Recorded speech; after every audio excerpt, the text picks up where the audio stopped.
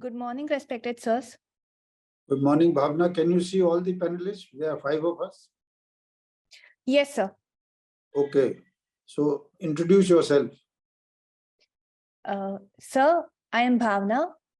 I'm a native of Bengaluru, Karnataka. Right now, I'm posted in Sholapur as Assistant Operation Manager. I'm from the Indian Railway Traffic Services, sir. I completed my graduation in Electronics and Communication Engineering. My hobbies are reading and reciting vachanas, pistachio craft, and rangoli. Okay, Soumya. How long have you worked in IRTS? Sir, I joined my posting on 15th of February this year, sir. This year, but I Yes, thought sir. you qualified in the 2019 exam. Sir, we had a training of 2 years, and previously I had taken an UL of 1 year, sir. Okay, so you have done 2 years of training. That is also part of IRTS. Yes, sir. Now, let me ask you 1 or 2 questions on railways. Yes, right? sir. Tell me, how is the station limit defined? Sir, station limit is from the home signal to the starter or advanced starter, sir. Okay, very good.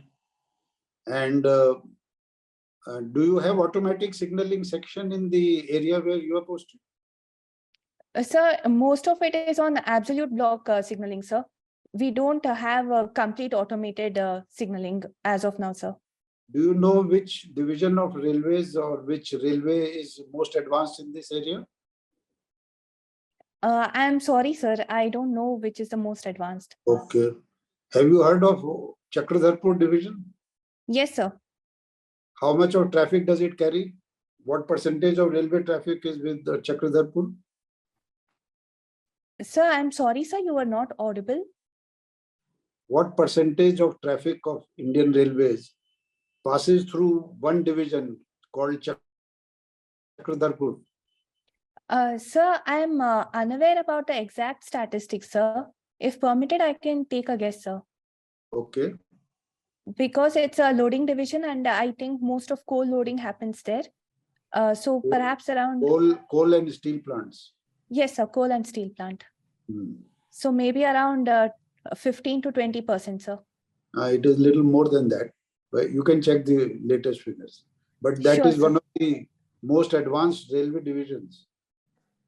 Okay. Now tell me, what are the advantages of automatic signaling section and how is it different from normal signaling? Sir, in automatic signaling section, in fact, we can reduce the detention and the train would automatically be given the green signal as and when the next section is free of traffic. So it will increase the line capacity of the system, sir. Very good. Correct. Now Thank you, let me sir. move to a different subject, which is your own. You are an electronics and communication engineer, isn't it? Yes, sir. Okay. Now the issue before me is whether to go for fiber optics or encourage satellite communication. How would you respond? Sir, I feel that both satellite communication and fiber optics are needed for different categories, sir. Because fiber optics would ensure an increase in speed, and also the connectivity would be seamless. Whereas in satellite communication, there would be some amount of latency, and noise and disturbance would also be a part in satellite communication, sir, which might not be to that great extent in fiber optic communication. So depending upon the necessity and the need, I think both are required, sir. So how would you differentiate between areas where satellite communication would be more useful and areas where optical fiber would be better? Yes, sir. Sir, in remote areas, wherein it's very difficult to lay down the optic fiber cables, and if there is any chance of violation of the fiber cables, then we can go for establishing the satellite communication instead of going for costly undersea cables. So linking the remote island parts, that can be done through the satellite communication, sir. Okay. But do you think a satellite signal is received directly by the phones? No, sir, that would not be received directly, sir. We would need the establishment of ground level antennas also, sir, to receive the satellite signal and then We transmit it. need a receiving station. Yes, sir. Or if there is a direct satellite phones or satellite handset which are used for communication, then those can be used, sir. My last question, what is the cost difference between the two modes of communication, fiber optics and satellite? Sir, I'm really sorry, sir. I'm unaware about the exact cost and the differences that are in this, sir. No, I was asking this question because the difference is huge. It is Yes. Satellite communication at the moment is almost 30 times more costly than fiber optics. Yes, sir. So that would be a very big consideration in deciding as to which mode of communication would be better. Anyway, Yes. let's move on to the next panelist, Mr. Nikhilesh Jha. He's a retired IAS officer. Thank you, sir. Good morning, Bhavana. Good morning, sir. Yeah, so I'll start with your subject. This is about data protection. Data protection in the perspective of banning of TikTok by some countries. Now, I would like to understand how, like some countries like India was among the first ones to ban. Now US is moving on. What is the difficulty in understanding that no data is getting penetrated, and how difficult or easy it is to decide about these? Like some kind of software or some kind of app is prepared, and some app has the ability to penetrate into data of either an individual or an institution or even country. So how this is done, how easy or difficult it is for countries, because there may be a battery of software experts who are not able to really decipher. So why it is happening? Why differing views among countries? Like India has similar abilities as the US, but US is following, and many other countries are yet to follow suit. Why it is so? Sir, from my basic understanding, I feel that when an app is installed on a phone, it asks for a number of permissions to be granted.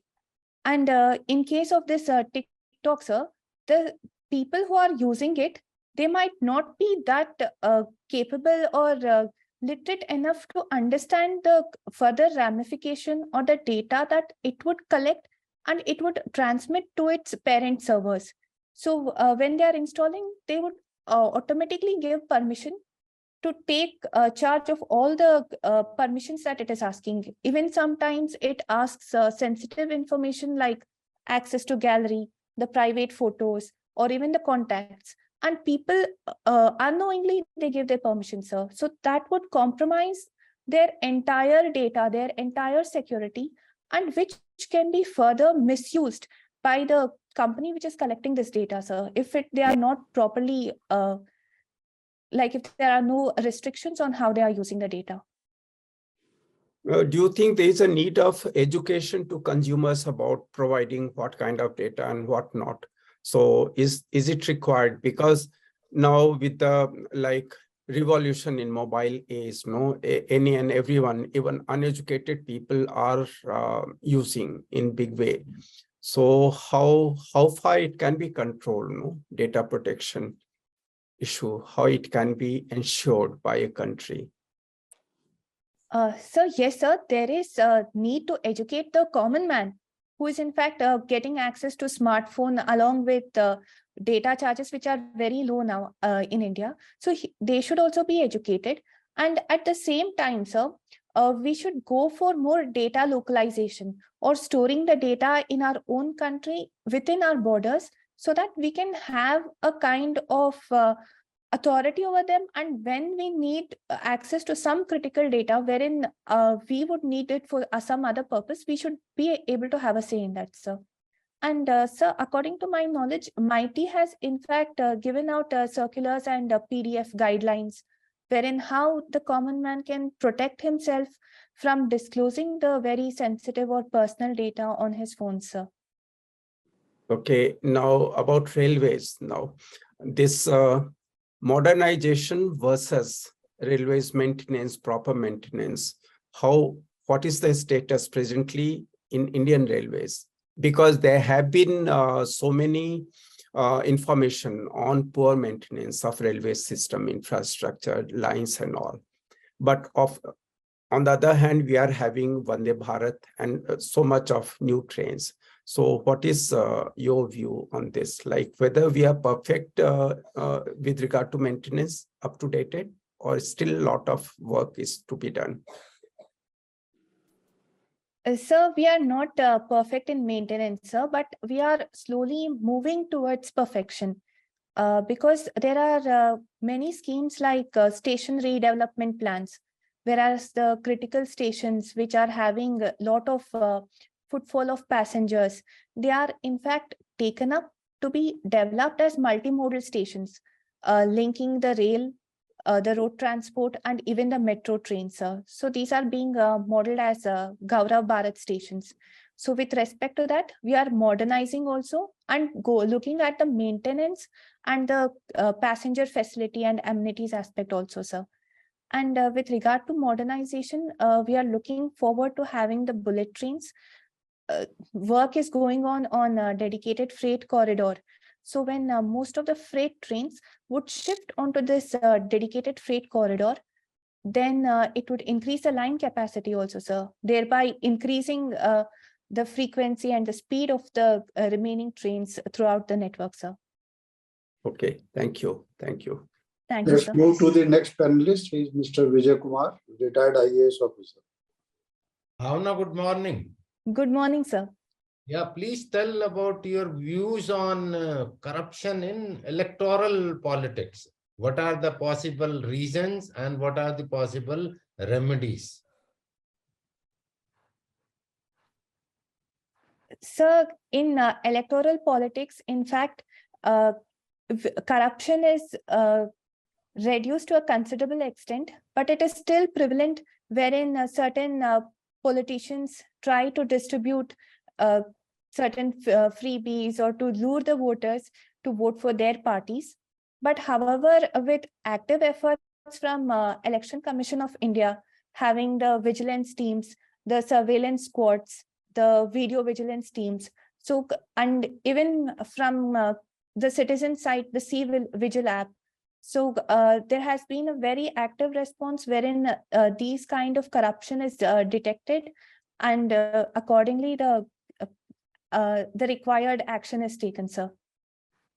Is there a need for further legislative intervention? Sir, in fact, the Model Code of Conduct and the corresponding sections under the proper legislative acts or even the RPA 1951 Act, they are sufficient to take into notice in any case of corrupt activities or anything can be in fact taken up, sir. But I feel that there is a requirement of increased ethical and moral responsibility on the side of citizens as well as on the side of politicians and the political parties, sir. Okay. Historically, Karnataka and Andhra Pradesh, the erstwhile Andhra Pradesh, you can include today Telangana in that, were having a lot of issue on sharing of Krishna water, right from the stage of Almaty Dam downwards. My question is, historically, there were a lot of issues between Karnataka and erstwhile Andhra Pradesh on sharing of Krishna water. I hope you are aware about it, right from Upper Krishna Dam downwards. What is the present status, and are you of the opinion that it has reached a final solution? Sir, in fact, after the carving out of, there was an another, the Krishna Tribunal gave a new award by giving the proper statistics of how the water in these 4 states. So after that, the issue that was there between Karnataka, Telangana and Andhra Pradesh with regard to water sharing has been amicably settled, sir. So they have given permission to raise the level of Almaty Dam and accordingly to distribute water to Telangana and Andhra Pradesh as and when required, sir. Okay. The resettlement and rehabilitation model of Almaty was considered at point the best in the country. What are your views? Has it percolated down or does it need further refinement?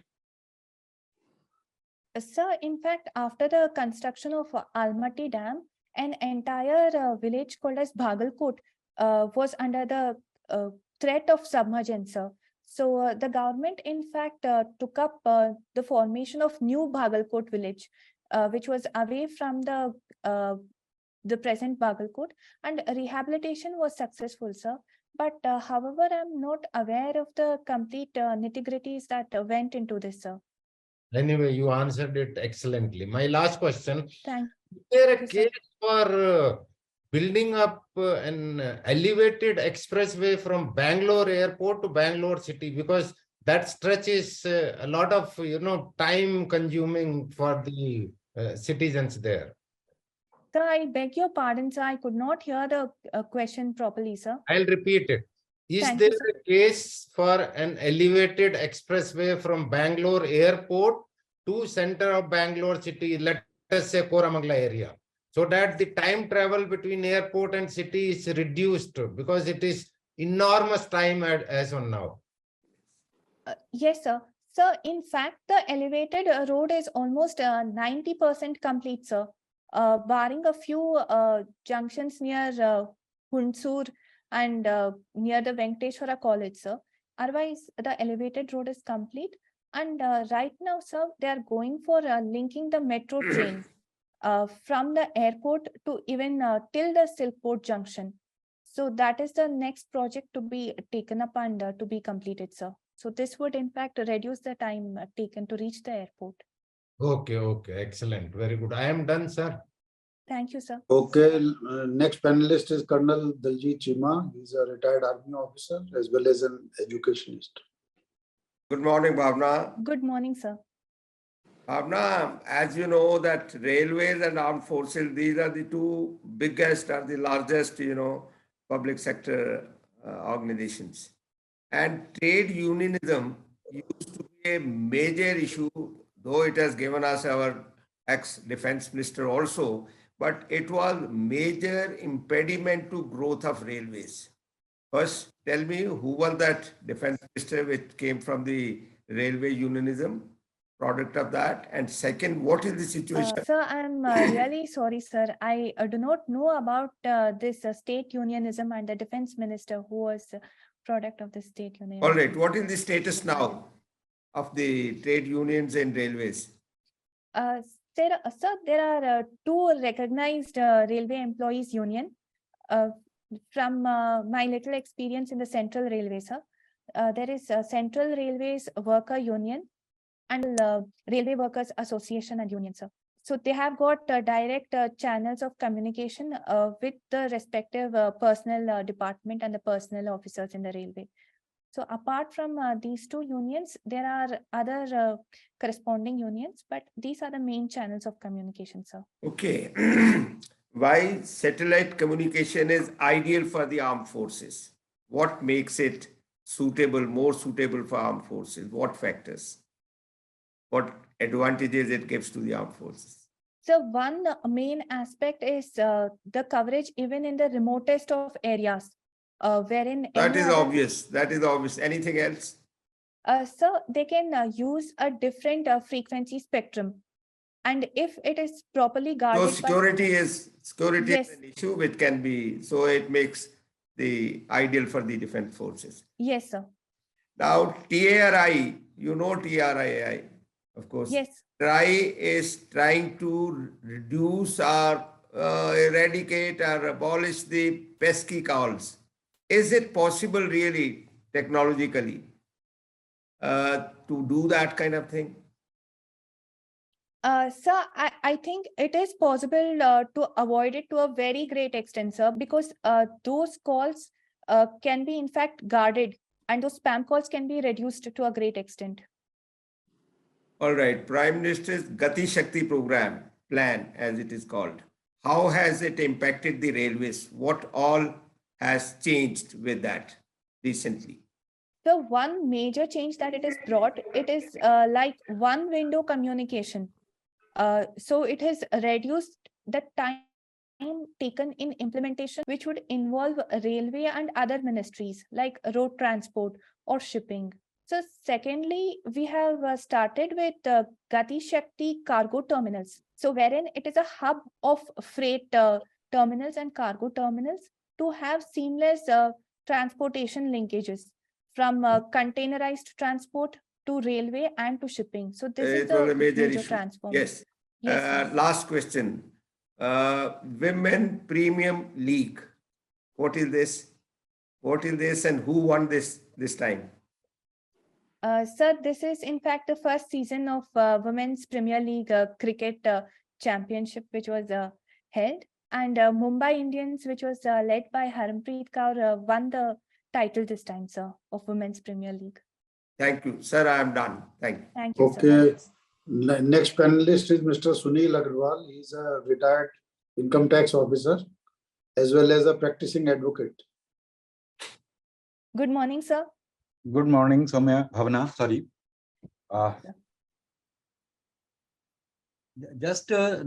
There was an issue being discussed, that corruption in politics.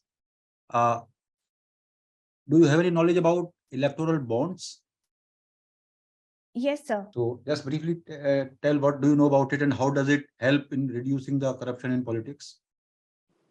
Sir, electoral bonds were introduced somewhere in 2017 or 18, sir. I don't remember the exact year. And these bonds can be purchased by any citizen or by any person who wants to contribute his funds to a political party. So here it brings in transparency and eliminates the cash component involved party. And the party can also show it in their own income assets. So when to the income tax officers or to the income tax, they can show their income. Excellent.